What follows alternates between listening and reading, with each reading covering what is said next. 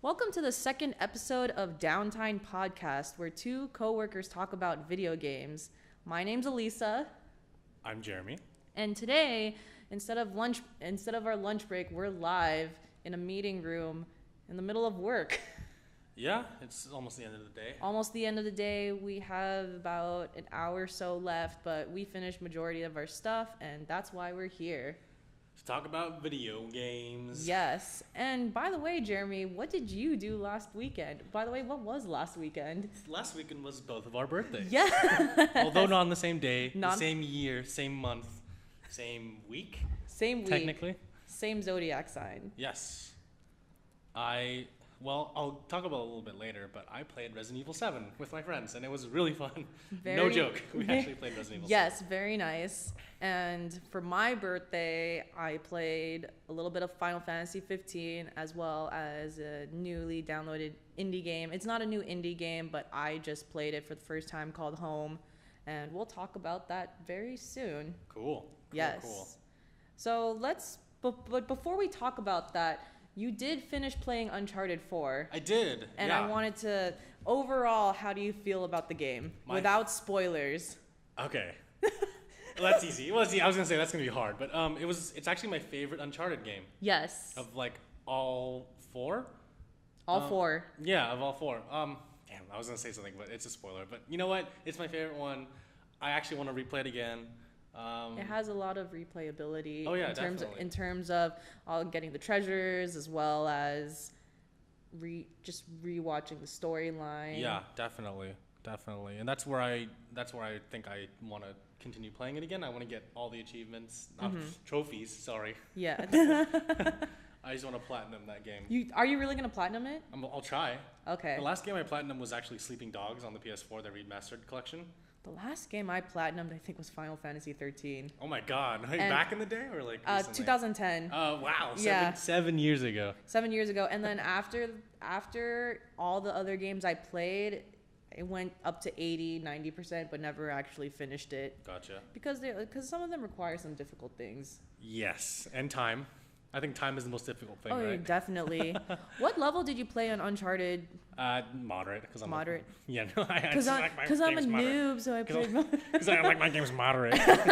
No, it's cool. I played it on normal too. I actually started on hard. Oh wow. And then after the banquet scene, yeah, I realized, oh fuck, I gotta play with normal. This is pissing me off. And after that, it felt totally fine. But the weird thing is, with Uncharted 1 through 3, I played hard the very first time for all three of those games. But I thought it felt a lot easier than Uncharted 4. I don't know if it's because of the new things they implemented in terms of the battle system. I really don't know, but the hard felt harder.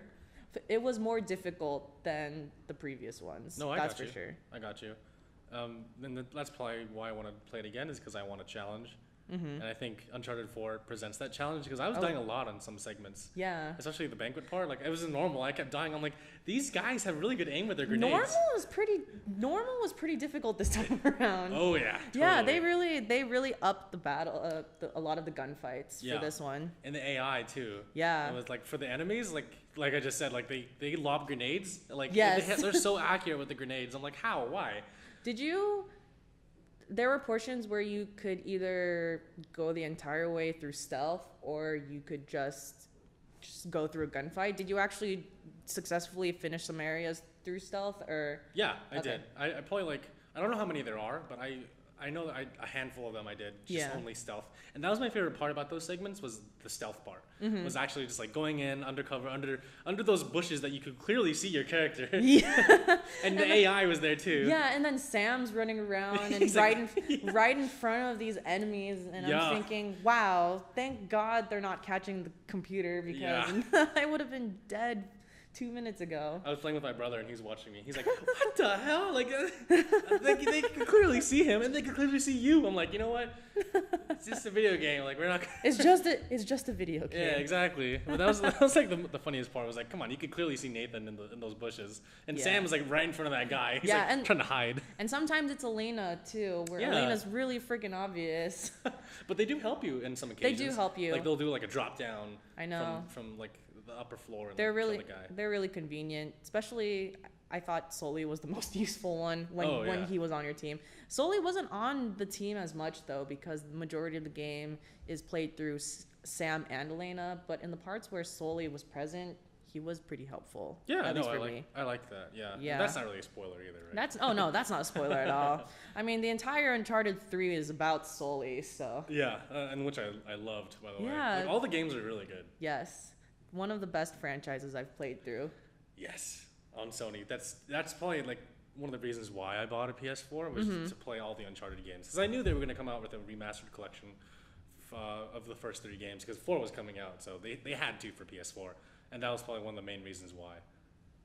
And I just think Naughty Dog's a really good company. They've come up with some really good games that I enjoy playing. Like we talked about last week, The Last of Us is coming out this year. And also in terms of platformers, I also like Crash, which, by the way, speaking of which, I was gonna say, like, did you complete that part? Did you beat her score?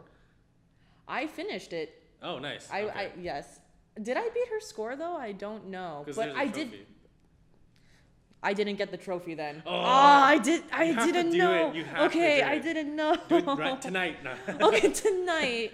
I didn't know there was a trophy. Yeah. The thing is, I went through the entire level without dying. Oh wow. But then it just finished at that scene and didn't prompt any trophy. I think you have to play it when you play it.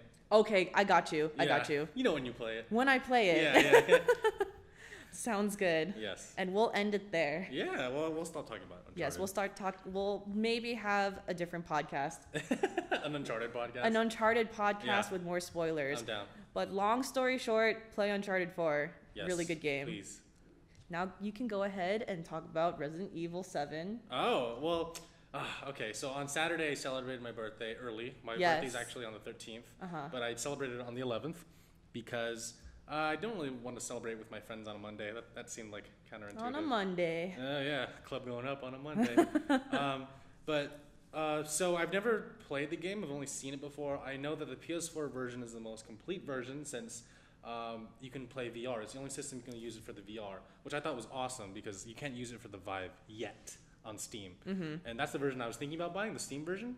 But I actually wanted to get the PS4 version because I could sit on my couch and just play it. I know it works, and I can. My friends will enjoy it too because my computer isn't near my TV, and so when I sit on my couch and play with my TV, everyone can. The TV's in the living room, so everyone can enjoy it too. So that's what we did. We didn't get drunk. We didn't drink at all. We were just like eating pizza, and we're like, hey, do you guys want to? What do you guys want to eat for dinner? And then so.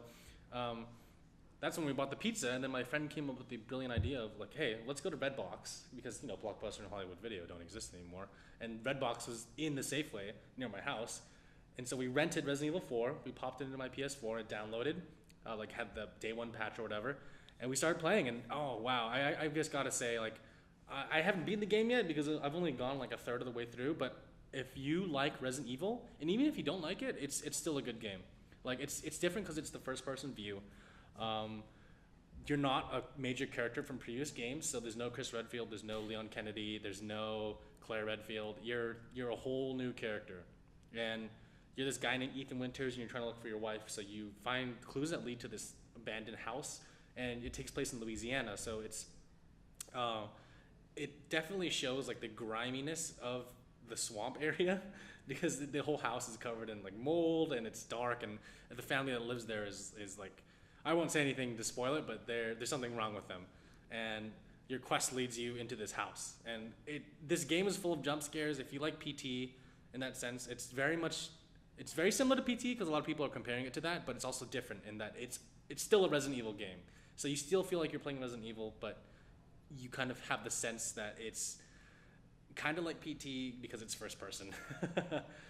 I've heard a lot of really good things about 7. Now my question is, have you played 6? I have. Because the last Resident Evil I played was 6. It's weird. I played 1 and 2, and then I jumped to 6. I didn't like 6 that much. You should play 4. Have you played 4? I haven't played 4. You gotta play 4 because it's the first game that started that over-the-shoulder thing. Like a lot of games are based their action titles on Resident Evil 4's over-the-shoulder cam. So like Gears of War started because Resident Evil 4 came out in 2005, 2004, and that game defined the over-the-shoulder action genre. Yeah. Because it was a really solid game, and if you can tell, like they keep remaking it for every system. Like it's on it was on PS2, then it came to PS3, and now it's on PS4, the remastered version. You can buy it for like $20 off of Amazon. That's not bad. Yeah, definitely play it. You'll play like, yeah, it comes with all DLC and whatever came out back then.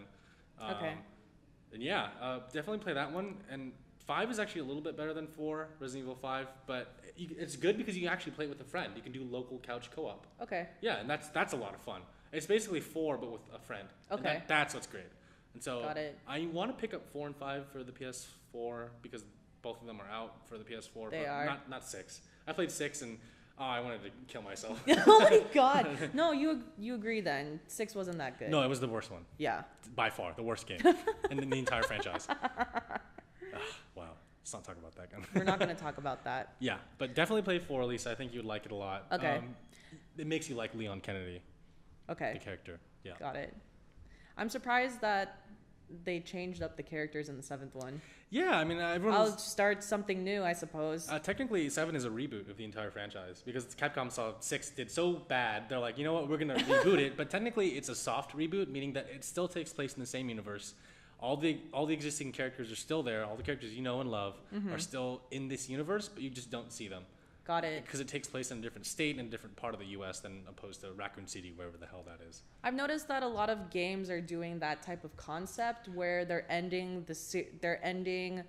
part of the series with these specific characters that you started off with, and even though it's in the same universe, rebooting it with a new character. Yeah, and I like that. I like that too. If you like a character, you still want to see them and play as them and play with them, obviously. But if you want a fresh start on something, then soft reboot the franchise. Yes. But yeah, 7 was a great game. I really like 7. I really like the concept of it. It's definitely different than other Resident Evil games because this one feels more paranormal than zombie-like. Okay. Which is it was really interesting, but it still ties into the Resident Evil universe. Okay. In a way that will make you think, oh wow, this definitely was the better of the titles. And so far, I will say 7 is probably one of my favorite Resident Evil games right now. The first being 4. I love 4 so much, but everyone loves 4 because it redefined the Resident Evil genre.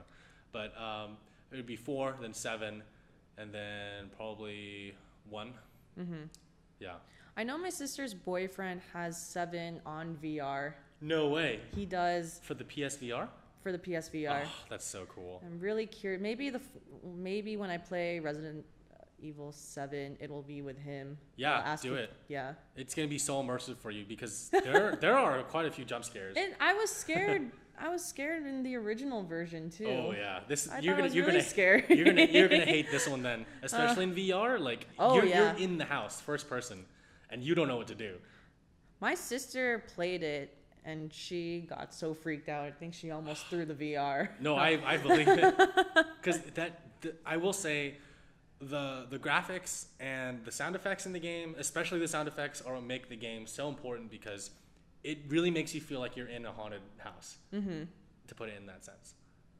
And if you've ever been to one of those fake haunted houses at like Great America or Marine World, then you're like, oh man, you'll kind of feel like that because like there are things in the game that it makes you feel like you're in one of those like walk-in haunted houses during Halloween.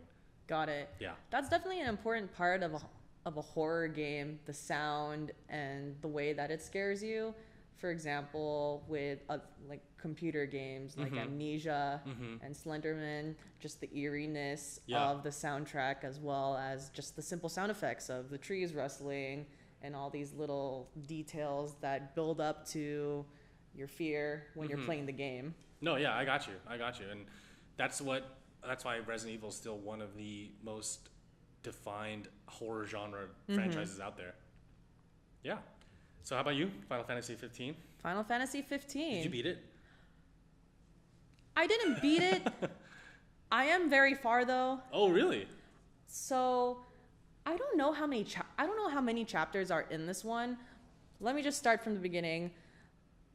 Final Fantasy 15 is a huge, vast improvement upon Final Fantasy 13. I don't know if you played 13. I have not.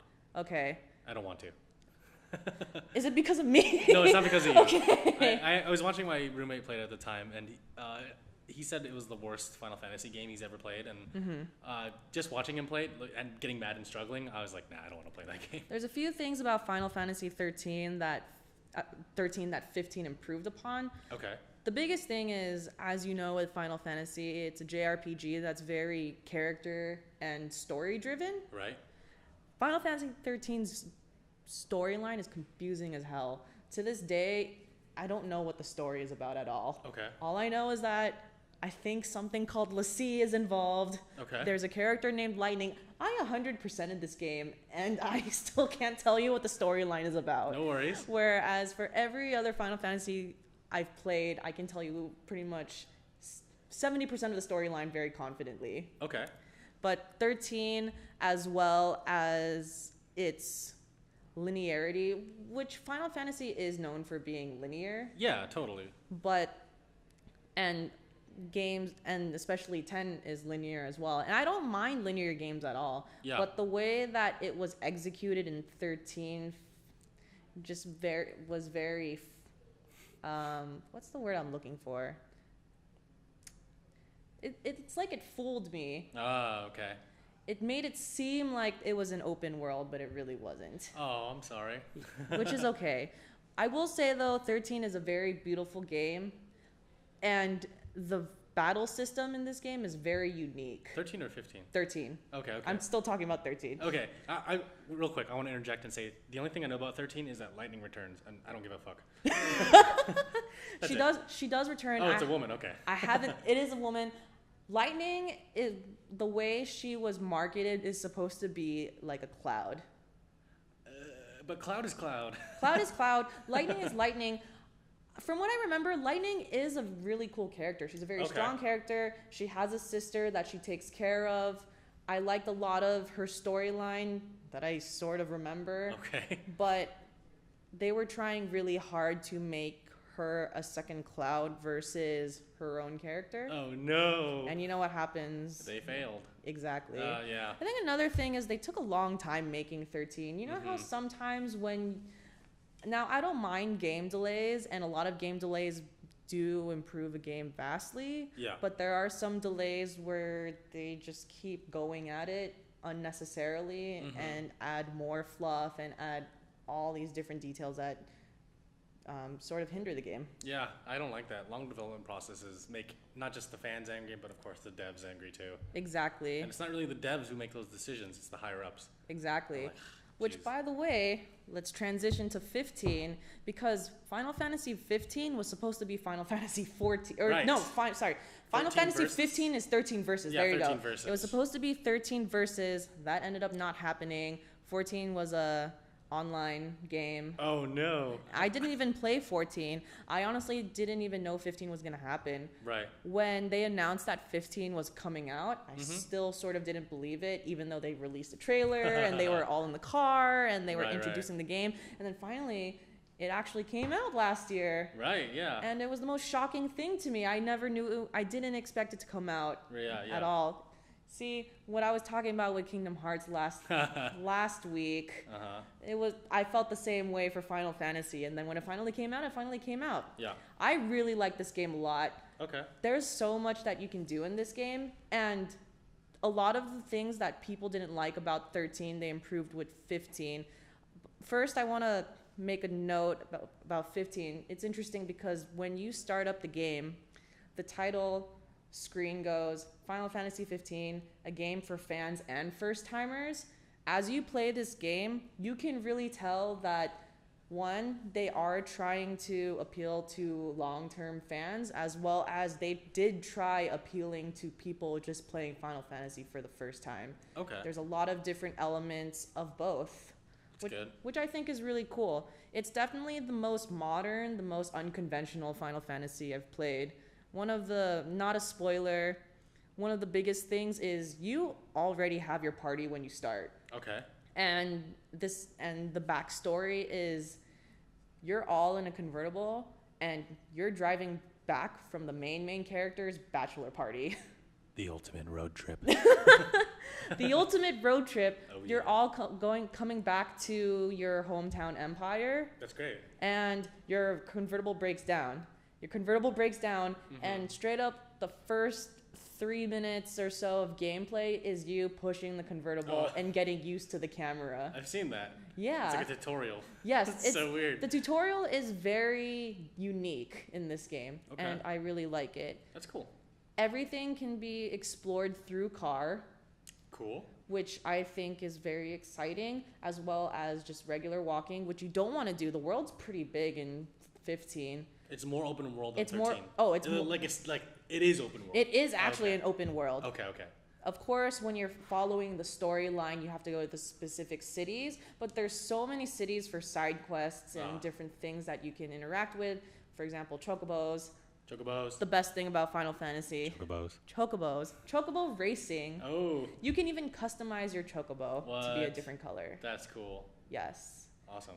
And on top of that, there's a lot of different side stories that you can play through. Okay. And you don't necessarily have to play through all of the side stories. Okay. But this is the interesting thing. So technically you can go through this entire game without playing a single side mission, but side missions are what level you up and give you money. Oh, so that's cool. you sort of have to play at least maybe 20% of the side missions. Gotcha. But you can choose what side missions you play with. So I have a question about the car. Yes. The Regalia. The Regalia. What is it like to how free are you to drive the car? Is it like Uncharted 4 or is it like GTA 5? Or is it like not like those at all?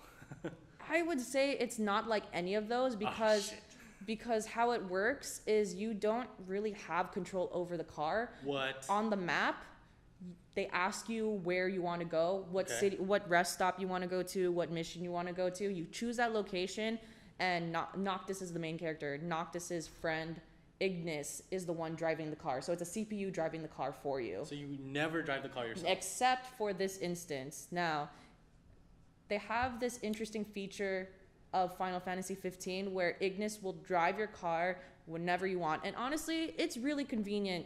I can cook while Ignis is driving to a mission. I can go to the bathroom. I can check I can do all these things while he's driving the car and not worry about it. Oh. And then in 5 or 6 minutes, he's at the destination.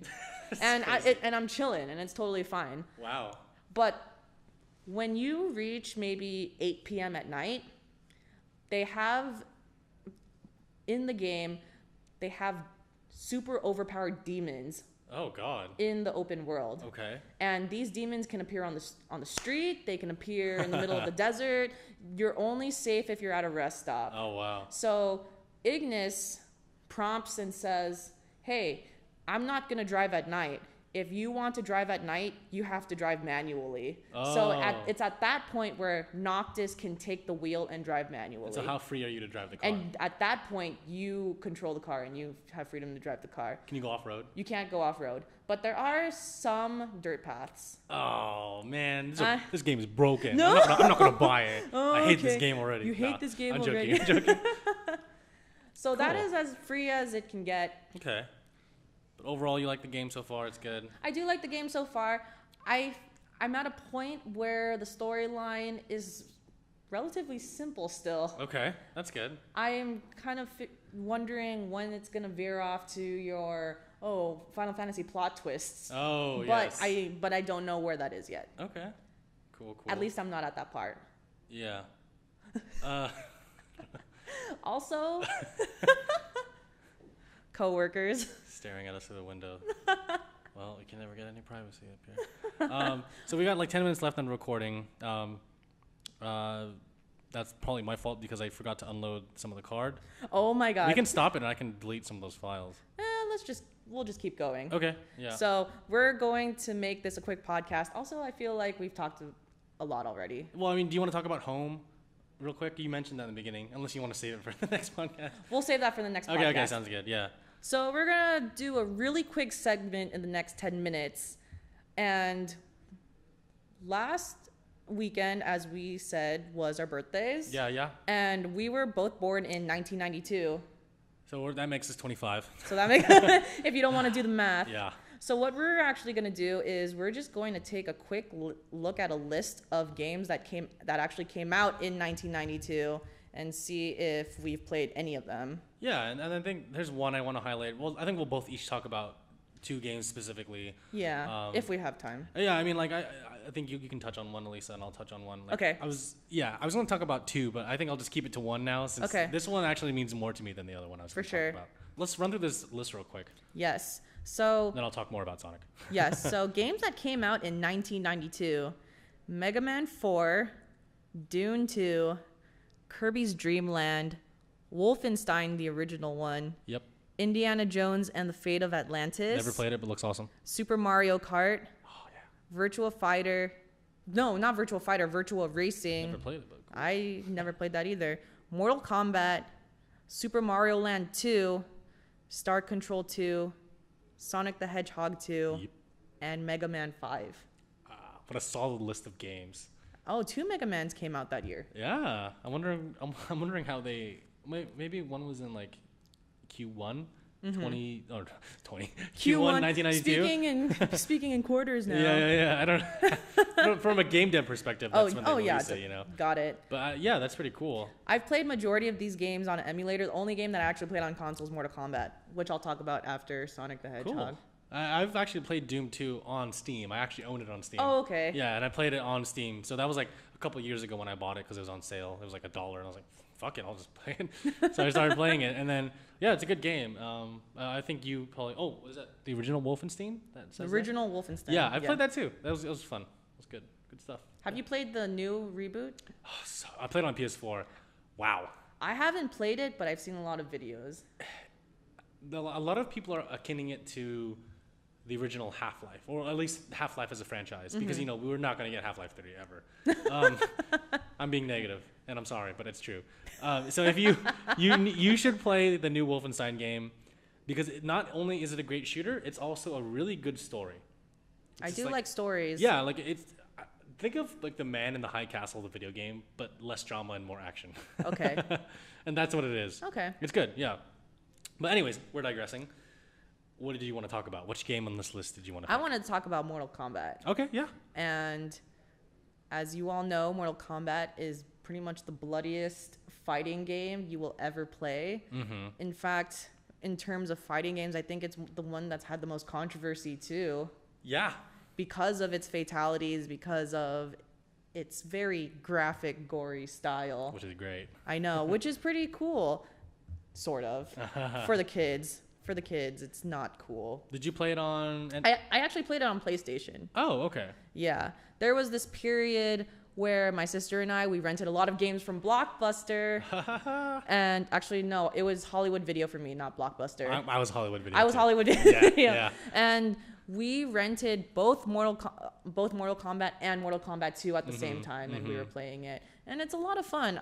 As I said in previous podcasts, fighting games are my favorite type of game. Yep. And I like a lot of the characters in Mortal Kombat. Mm-hmm. It's a lot of... it's funny when I play Mortal Kombat, when I remember Mortal Kombat last time I played it, which is like on my PS3 because I bought the game. And just the response rate is so slow. And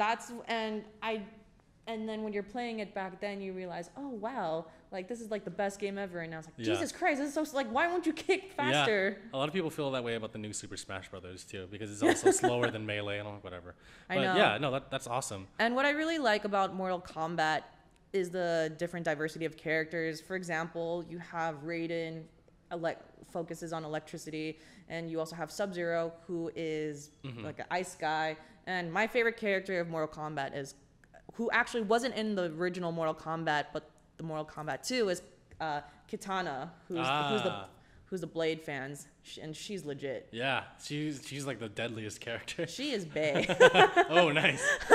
She's cool though. I really like her a lot. And then it's weird because her twin sister is like has a monster face, and she's like really creepy. Maybe we should talk about the story another day. I know. Totally, I'm down to hear it. Yes. Like for me, Sonic the Hedgehog 2 is like probably one of my favorite games because it holds a special place in my heart. Did you play that on the original console? Yeah, I did. Dang, I played that on emulator. So. Oh wow! So I've never played Sonic the Hedgehog 2 on anything but the Genesis, the original Genesis. Oh, okay. So I don't know how to use any of the controls for the newer consoles. Got it. I do have it on GameCube, Sonic Adventure 2, because it came in this disc with other Sega games, classic Sonic games. But I never touched it because I always wanted to know what it felt like to play it on the Genesis. And not many people can say that who are my age. You've experienced the magic. Oh yeah, no, totally. I mean, like. It's different on an emulator. Totally. I'm just playing a game when I'm on the emulator. Yeah, my dad, as I said in the last podcast, my dad got a Sega Genesis when he was probably around my age or a little bit older, and he gave it to my brother and I, and we had like a whole bunch of Sega Genesis games, and we had the first Sonic and Sonic 2, and those are the only two Sonic games we owned on that system. So we played like a lot of Sonic the Hedgehog 2, and that was a lot of fun. And then we realized like halfway through that you can plug in a second controller, and that person could be Tails. Yes, exactly. Yeah. And that was when we realized that Tails couldn't die, and that my brother would beat all the bosses for me while I just sat there and avoided all the obstacles. And that was a lot of fun. Did you race your brother? Because you can also play against each other. No, that's Sonic 3 that you could do that, I think. Oh, Yeah. okay. Yeah, Got but it. this is Sonic 2 where the camera only follows Sonic, but the person who's playing Tails can only be in the camera if Sonic is the main focus, if the player playing Sonic is like running around and stuff. Yeah. And that was a lot of fun. And so probably has my fondest memory because that was one of the very first co-op games I ever played with my brother. And yeah, and that's why I really like Sonic now. Like a lot of the games now are like crap. And I'm not the huge Sonic, like the biggest Sonic fan in the world, but I like the genre as it was back then, and I like some of the newer games like Adventure and Adventure 2. Yeah, those were great. the simple times of platformers. Ah, yes, right? Back in the day. All right, we got like 2 minutes left. All right. I'm going to go home and play Yakuza 0. I'm going to go home, and I'm going to hopefully finish Home, which we'll talk about next. Sure. So next week we'll talk about Home, and we'll talk about Yakuza 0. Yes. And make sure you get that trophy in Uncharted 4. Yes, I will. Thank you for listening to the second episode of Downtime Podcast, and we'll see you next week. See you next week. Bye.